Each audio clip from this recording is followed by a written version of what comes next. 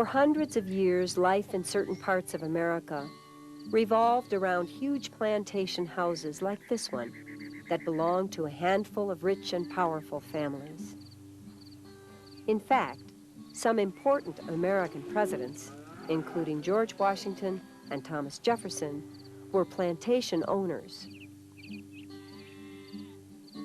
Plantations were basically large farms where crops such as tobacco, cotton, or sugarcane were raised, and where most of the work was done by slaves who lived on the grounds of the plantation. Plantations were a feature of warm southern places like Virginia and the Carolinas, and those who lived on them followed a way of life that was quite different from people in the colder, more industrialized North. In fact, by 1861, these differences contributed to the Civil War between the northern and southern states.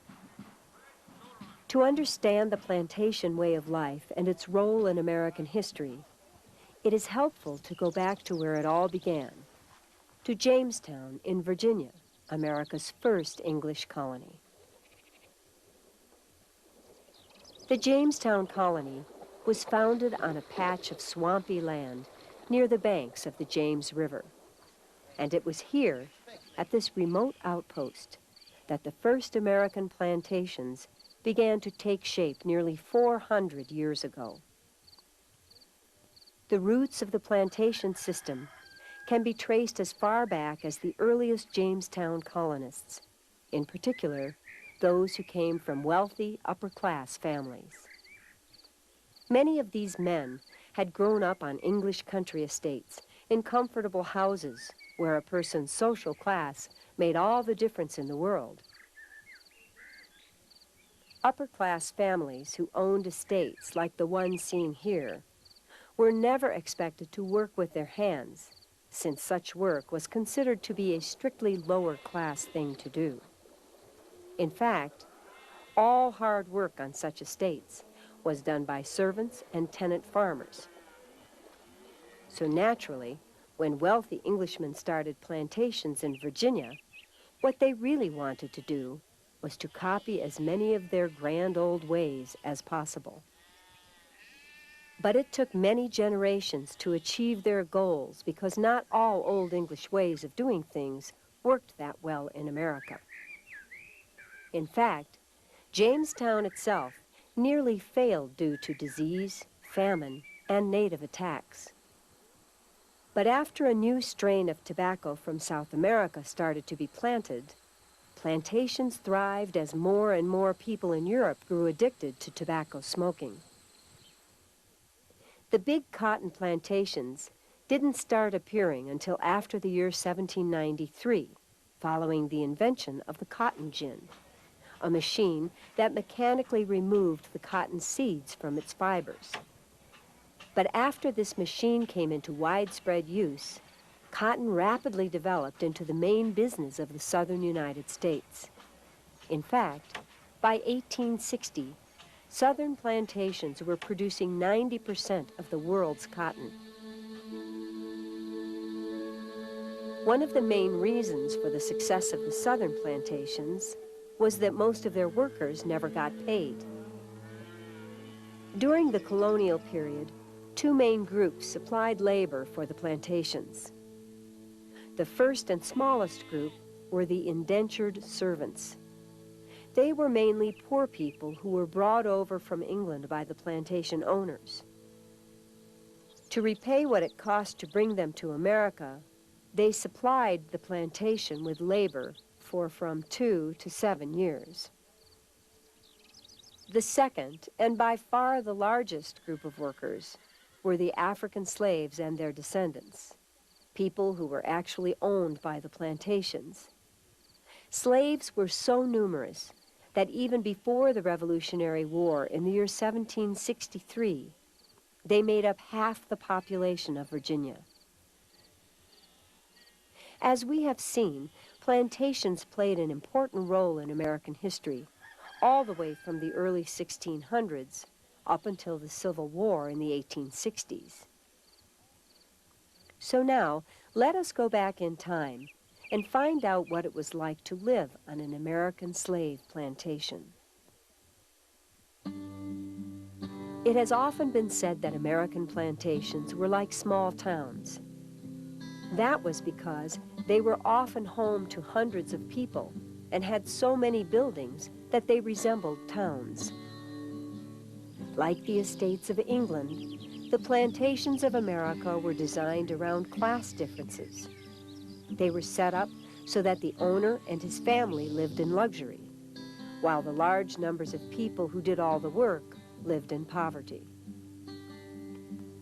The home of the master or owner of the plantation was called the Great House. It was always the finest building on the plantation and was intended to show off his wealth, good taste, and power. Such houses had many rooms, rooms that contained polished furniture, beautiful works of art, and soft, comfortable beds. A plantation's great house was an elegant place where people used linen napkins and knives and forks of real silver. People called house slaves usually kept the great house clean and looked after the needs of the master and his family. The contrast between rich and poor was quite extreme on the plantations. On most of them, including this one, where the famous Confederate General Robert E. Lee was born, the house slaves lived in small quarters near the big house. 2 entire families of slaves would have lived in each one of these buildings. Inside these slave quarters were beds and a few simple furnishings, such as a washstand for cleaning up, a table and some chairs, and a few pots for cooking. While the house slaves may have been poor compared to their owner, they were rich compared to the field slaves who tended the crops. The field slaves lived in rough cabins much further away from the great house. Usually, their cabins were constructed of wood and consisted of just one room where a whole family lived with very little in the way of comfort. Normally, the cabins of the field slaves were grouped together to form small villages like this one in Florida. On the big plantations of the South, field slaves spent from dawn till dusk planting, cultivating, and harvesting the crops that made money for the owner. It was not unusual for more than one cash crop to be raised. For example, lots of plantations raised both tobacco and wheat for export to Europe. Some plantations even had their own mills like the one seen here, where grain could be ground into flour. After a crop of tobacco had been harvested, the leaves had to be taken to barns like this one to dry out slowly until after a few weeks they turned a golden or reddish color. After that, the tobacco leaves were packed in big barrels known as hogsheads. Before being sold, the tobacco was aged in the barrels to improve its flavor. Many of the first big tobacco plantations in Virginia were located along deep rivers. That way, trading ships could anchor almost next to the barns where the tobacco was stored. Slaves loaded and ferried small boats full of tobacco barrels out to the ships. Then most of the ships sailed off to Europe with their valuable cargo.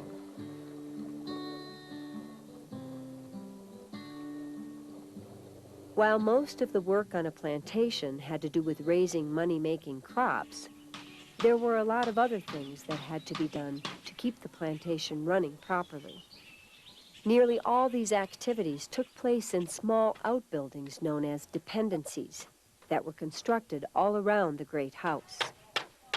By looking at the dependencies on several different plantations, we can get a good idea of the purposes they served. A dependency found on most big plantations was a schoolhouse like this one, where the owners and his overseer's children were taught by the plantation schoolmaster. Slave children, however, received no education and were expected to work instead. Another typical dependency was the overseer's workplace. The overseer was in charge of the day-to-day running of the plantation. He was also responsible for making sure the slaves did their jobs and were punished if they tried to escape. Another dependency was the gardener's shed. It was a workshop used by the slaves who took care of the owner's gardens and lawns. Besides these buildings, it was also common to find a smokehouse where hams and bacon were made from the plantation's hogs. Another important dependency was the carpenter's workshop, where items were made from wood. And occasionally, even an ice house could be found, where ice cut in winter was stored in sawdust for summer use. One of the busiest dependencies on a plantation was the kitchen. The kitchen normally stood just a short distance from the great house. That way, meals could be prepared for the owner and his family without bothering them with the smoke, heat, and odors produced by cooking. In colonial times, the job of preparing food was done by indentured servants or by slaves. In fact, sometimes a few slaves actually lived in the kitchen. They slept on straw mattresses like this one that were laid on the kitchen floor. Very few of the other slaves ever ate the food cooked in the plantation's kitchen. Instead, they cooked in their quarters, relying mostly on weekly rations of food their owner supplied. But because the rations were not always adequate, they usually raised their own chickens, went fishing, and kept small gardens for extra food. Besides being a place where food was prepared, the plantation's kitchen was also the place where candles were made. Today, people sometimes use candles to create a pleasant mood for dining. But in colonial times, they were really important, for without them, most rooms would have been completely dark at night. Most candles were made by heating up animal fat to make tallow. Lengths of string were put into a special holder, and then the strings were dipped into the hot tallow over and over again. Slowly but surely, the tallow built up in layers on the strings, and when the tallow got thick enough, the candles were considered to be done. Besides needing a constant supply of candles, plantations also had a great need for cloth, mainly because there were so many people who needed clothing. In fact, the clothing worn by slaves and servants was replaced a couple of times a year. In colonial times, wool was often used for making cloth, so naturally every plantation had a herd of sheep. In the spring, the sheep were clipped to harvest their thick woolen fleeces, a job that took strength, skill, and patience. Then the wool was picked clean, washed in big kettles that were heated over a fire, and sometimes it was also colored with dye as well. Next, the wool was carded, that is, combed with metal brushes to remove small bits of weeds and to get all the fibers lined up in the same direction so they would be easier to spin. After that, baskets of carded wool were taken to the plantation's weaving house to be spun. Here, spinning wheels like this one were used for making thread from the fibers. Most of the thread ended up being woven into cloth on a loom, a machine used for weaving. Besides woolen thread, linen thread was also woven into cloth.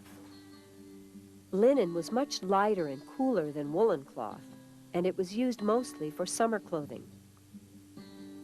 Linen was made from cured dried flax plants, whose stalks have stringy fibers similar to celery.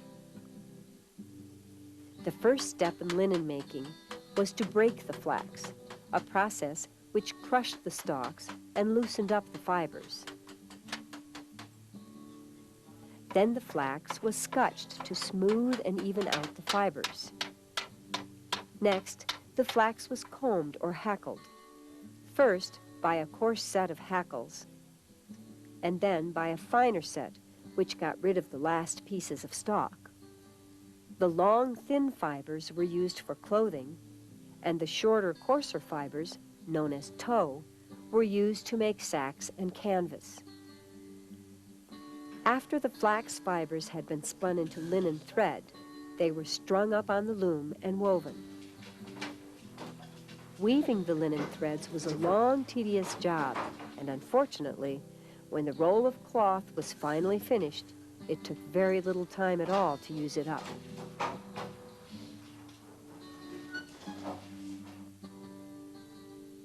While making cloth and clothing took many different plantation workers, the blacksmith worked pretty much alone. In colonial times, this highly skilled job was done by both indentured servants and slaves. The blacksmith's work was hot and often dirty, but the plantation could hardly have run a day without him, for his task was to make and repair things of iron. Working over a fire made extra hot by pumping air through it with a bellows, the blacksmith heated iron bars until they were soft enough to be shaped easily by the blows of his hammer. Then, by reheating, hammering, reheating again, bending, and so on, he was able to create a wide variety of things, from simple nails to much more complicated items that filled many important needs on the plantation. As we have seen, plantations were large farms that were nearly self-sufficient and that depended on slave labor. After slavery was abolished during the Civil War, the plantations found it difficult to operate. When the southern states lost the war, many plantations were shut down and their land was sold off bit by bit. And while the ex-slaves rejoiced in their newly won freedom, they still had a long, rough road ahead of them, because the deep racial prejudices that had shaped plantation life lived on in America for many generations to come.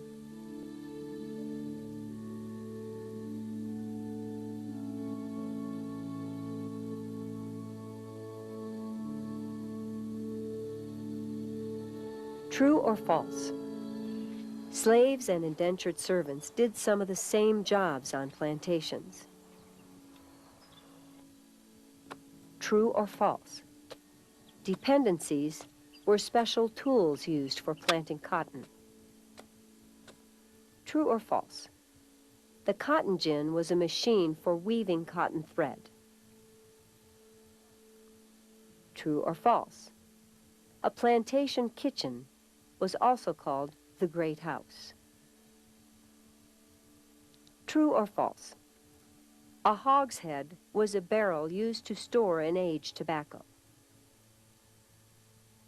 True or false? Tobacco was cured in the smokehouse. True or false? Linen cloth was made from wool. True or false? Thread was spun on a loom. True or false? Tallow was used in candle making. True or false? The overseer was in charge of running the plantation.